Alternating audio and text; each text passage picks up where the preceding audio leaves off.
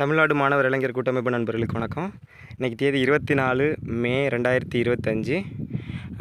ராமநாதபுரம் மாவட்டம் பரமக்குடி பக்கத்தில் மடந்தையிலிருந்து மோகன். கடந்த வருஷம் 2024 நெல் போட்டுட்டு எள்ளு போட்டிருந்தோம். இந்த வயலில் பின் வயல்லையும் எள்ளு போட்டிருந்தோம். அந்த பின் வயலில் பிப்ரவரி மாதம் போட்டிருந்தோம், சரியாக வரல.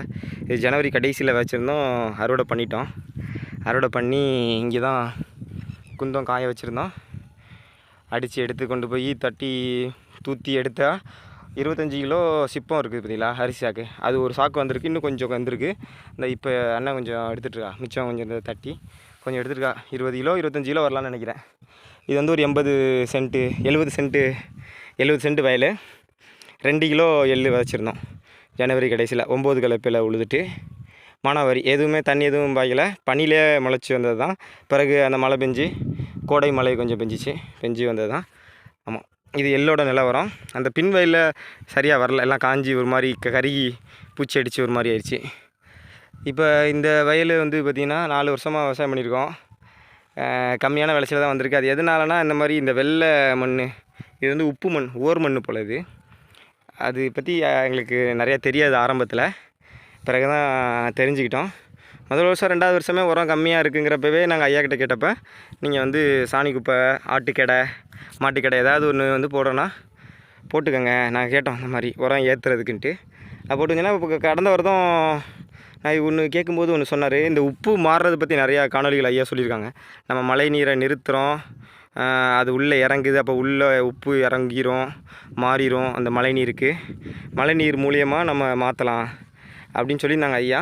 அப்புறம் ஒரு தகவல் ஒன்று சொன்னாங்க, அது நமக்கு ஆழமாக புரிஞ்சுது. என்னென்னா, இந்த சாணி குப்பை வந்து இப்போ ஒரு 5 டிராக்டர், 1 2 3 4 5 டிராக்டர் குப்பை கொட்டியிருக்கோம்.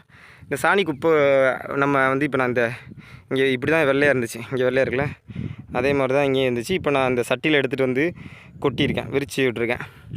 முதல்ல அந்த இடத்துல வச்சுக்கிட்டே விரித்து விட்டேன், அங்கிட்டெல்லாம் சுற்றி ரவுண்டாக. சரி, இங்கிட்ட ரொம்ப வெள்ளையாக இருக்குது, கொஞ்சம் பரத்திடலாம் அப்படின்ட்டு சட்டியில் எடுத்து வந்து கொட்டிகிட்ருக்கேன்.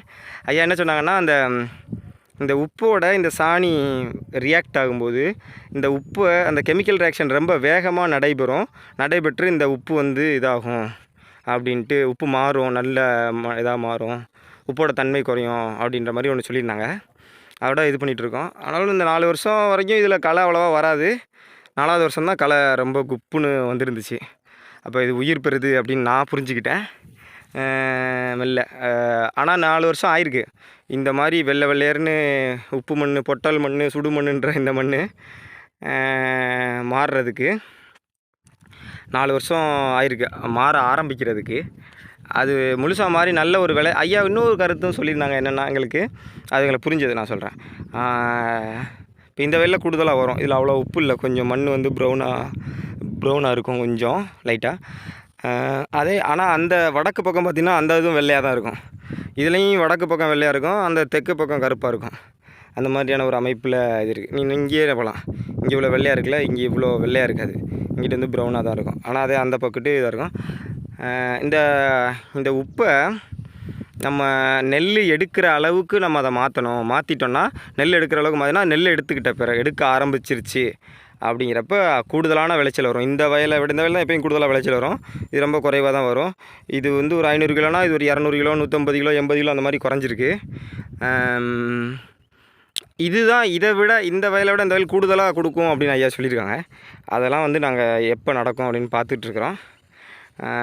இப்போ இந்த வருஷம் வந்து இந்த சாணி குப்பை போட்டு பரத்தி விட்டுட்டு இப்போ மழை பெஞ்சிருக்கு, நல்ல பதமாக இருக்குது, இதை பரத்தி விட்டுட்டு உழுதுடலாம் அப்படின்ட்டு பார்ப்போம்.